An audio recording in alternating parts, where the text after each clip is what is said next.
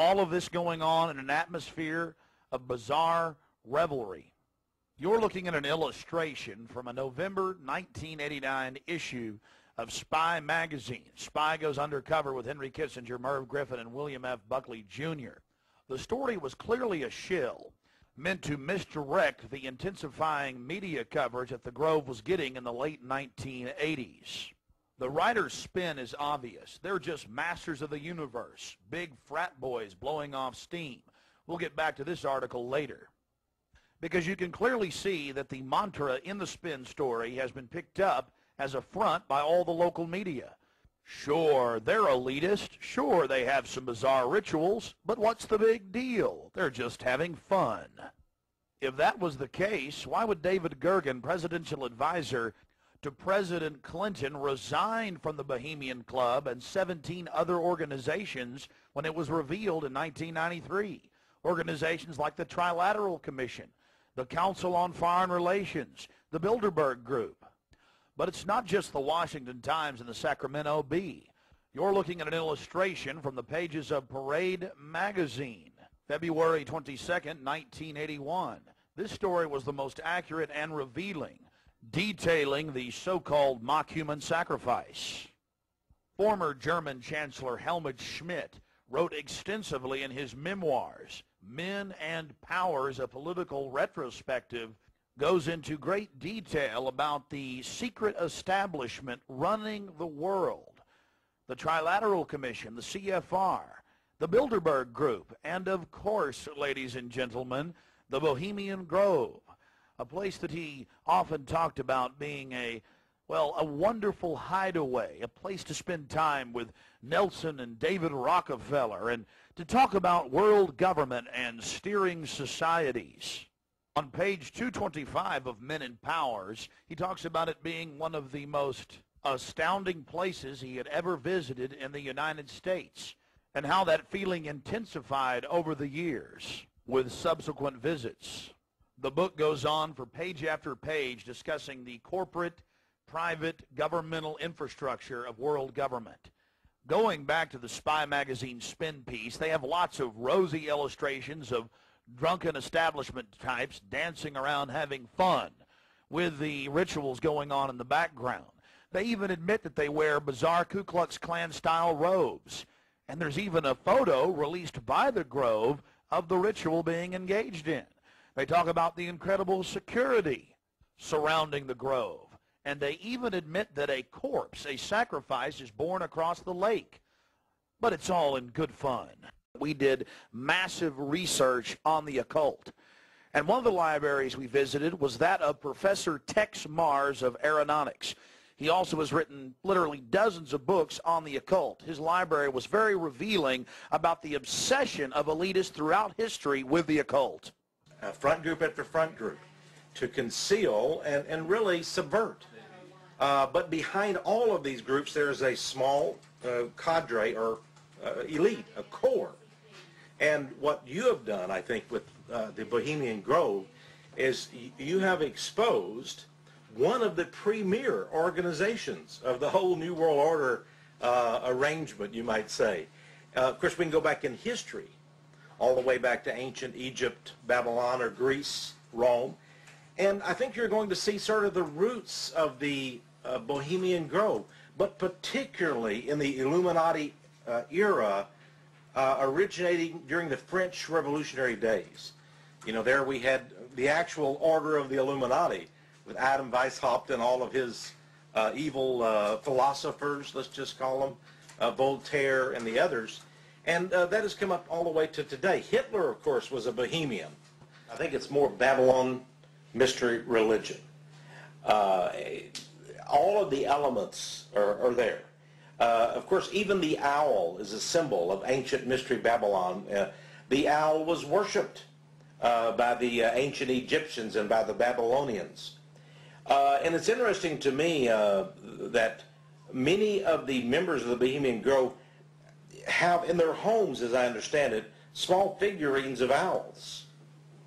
And I believe they actually worship those owls as a symbol of the deity, the great goddess of Babylon.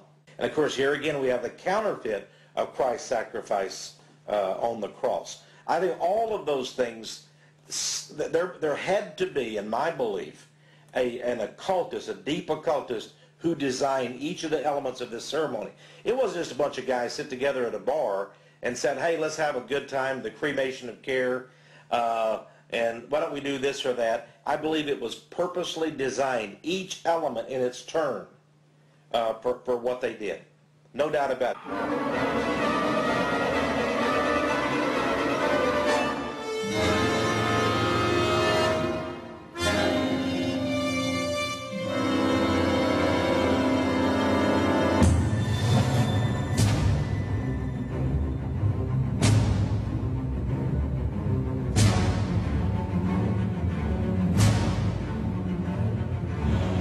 Slide the metal end into the buckle and adjust by pulling on the loose end of the strap.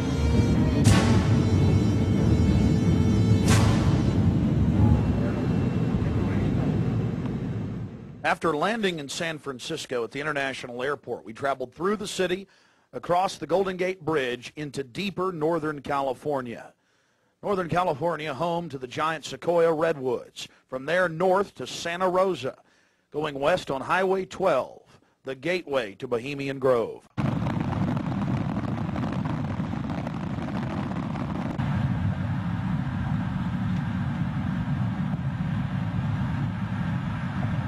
We spent the first night in Santa Rosa before getting up early in the morning and traveling into the town of Occidental, where we were going to meet the British media and start our investigation. Well, here we are in Northern California, right outside the Bohemian Grove.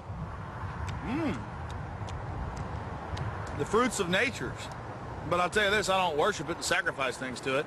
Let's go find out what's going on. Yeah. Well, here we are, folks. Turning on to the Bohemian Highway and Bohemian Grove. We're going to find out what in the New World Order is going on here.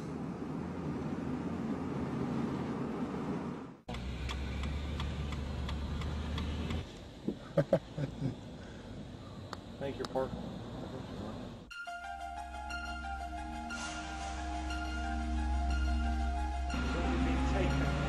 No, I tell you, it's beautiful out here during the day, but it is spooky at night. I don't know if you guys got some footage of it, all the fog and the rest of it. Were you excited? Oh yeah. I've got a map. You guys want to look at that? My question is, what, the history, what do they do if they catch you in there? They have us killed. I doubt that. Alive. I don't know. I They throw don't. darts at your skin and body. Hang upside down, redwood tree. I doubt that. No, we'll see. No, I think they'll. What about me? Because I'm a woman, I can't really sneak in, can I? I mean, You can't go I in. can. You've got to stay. I've got to stay. Yeah. I've got to stay behind in the spooky Occidental Lodge. I have no problem. If there's a road, if I can be shown a way to insert myself into this with Hanson. But then I need to know where the cremation of care, what day they're supposed to do it, where this pond is. Tomorrow night at dusk. I'm not going to end up tied down on a pentagram with Henry Kissinger's fat belly hanging over me while he's naked with a big dagger, am I? I just want to make sure that's a joke.